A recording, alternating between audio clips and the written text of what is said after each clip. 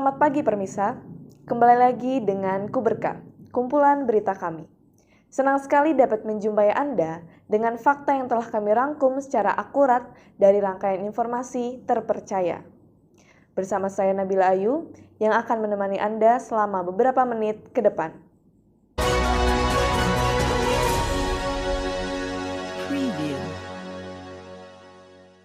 Kali ini, saya akan menyajikan suatu tayangan tentang Sustainable Development Goals atau SDGs.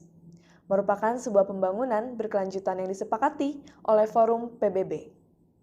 SDGs berisi 17 tujuan dan 169 target yang diharapkan dapat dicapai pada tahun 2030. Indonesia sebagai salah satu dari anggota PBB berkomitmen akan mencapai tujuan dari SDGs, salah satunya menjamin kehidupan kesehatan dan kesejahteraan bagi seluruh rakyat Indonesia. Seluruh isu kesehatan dalam SDGs diintegrasikan dalam satu tujuan, yakni tujuan nomor 3, yaitu menjamin kehidupan yang sehat dan mendorong kesejahteraan bagi semua orang di segala usia. Terdapat 38 target SDGs di sektor kesehatan yang perlu diwujudkan.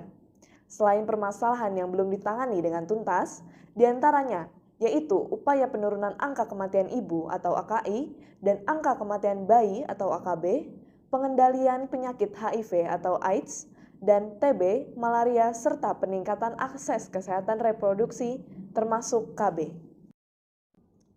Apakah Indonesia sudah mencukupi kesehatan universal, termasuk perlindungan risiko keuangan terhadap pelayanan kesehatan dasar yang baik dan akses terhadap obat-obatan yang aman, begitu pula dengan vaksinisasi. Apakah sudah terjangkau? Kegiatan ini walaupun di desa-desa, siapa lagi membantu keluarga kita kalau bukan kita yang lagi bisa membantunya ini. Salah satunya adalah kesehatan dan kesejahteraan yang baik. Yang pertama, rekan saya Bunga dengan narasumber yang bernama Kak Mita selaku mahasiswa Universitas Islam Negeri Syarif Hidayatullah Jakarta. Permasalahan yang belum tuntas itu yang diantara lain itu biasanya upaya penurunan HIV atau AIDS, TB, malaria, serta peningkatan akses kesehatan reproduksi dan juga beberapa fasilitas kesehatan yang masih banyak sekali kekurangan di Indonesia ini, terutama terkait fasilitas kesehatan untuk gizi seimbang dan lain sebagainya.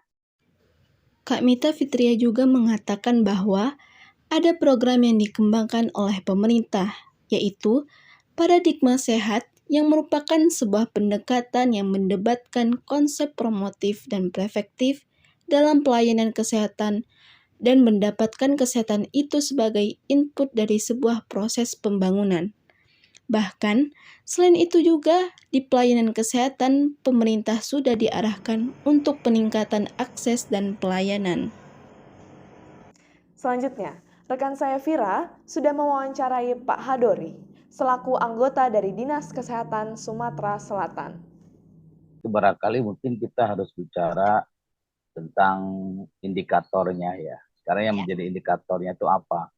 Yang menjadi indikator kan sekarang diantaranya adalah misalnya angka kematian ibu yang serendah mungkin, angka kematian bayi yang juga serendah mungkin, juga tingkat. Sekarang ini ada lagi indikator nasional berupa tingkat stunting yang rendah dan sebagainya. Itu beberapa indikator yang katakanlah suka menjadi tolok ukur. Di samping ada beberapa indikator yang terkait dengan katakanlah kesehatan masyarakatnya.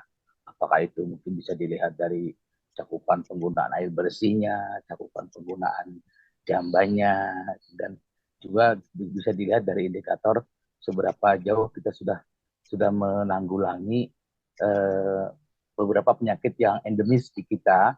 Kita kenal ada penyakit malaria, DBD, dan sebagainya yang Bapak Hadori juga mengatakan bahwa dalam hal fasilitas kesehatan berupa sarana fisik di Indonesia ini dari beberapa dekade, bahkan pemerintah sudah lebih dulu menjalankan program Polides, di mana setiap desa ada fasilitas kesehatan, bidan desa, dan ditempatkan di setiap desa. Program ini juga telah berjalan dari tahun 1992 yang artinya pemerintah sudah berusaha mendekatkan dan memberikan layanan kesehatan sampai ke pelosok negeri. Kemudian, saat ini pun sudah ada pemenuhan rasio dokter, sehingga dokter juga bisa mendekati rasio ideal. Yang terakhir, rekan kami yang bernama Meizal sudah mewawancarai Bu Diana selaku Kader Posyandu Kota Bogor, Sukadamai.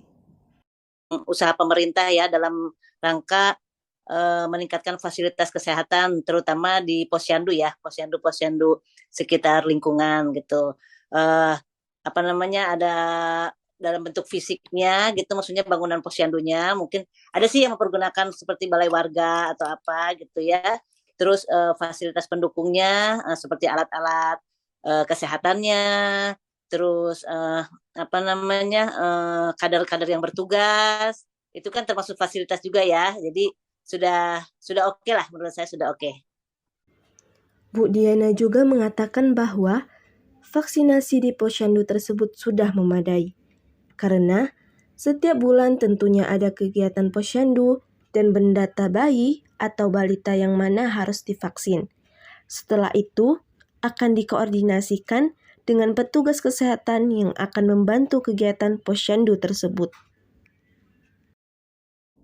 Dalam wawancara, rekan-rekan saya bersama para narasumber dari berbagai daerah bahwa dapat dipastikan kejaminan kesehatan dan kehidupan bersejahtera di Indonesia sudah sangat cukup untuk memfasilitasi masyarakat. Berita tersebut sekaligus menutup perjumpaan kita pagi ini. Ikuti berita-berita terhangat selanjutnya hanya di Kuberka. Saya Nabila Ayu, pamit undur diri. Selamat pagi dan sampai jumpa. Salam teman Kuberka.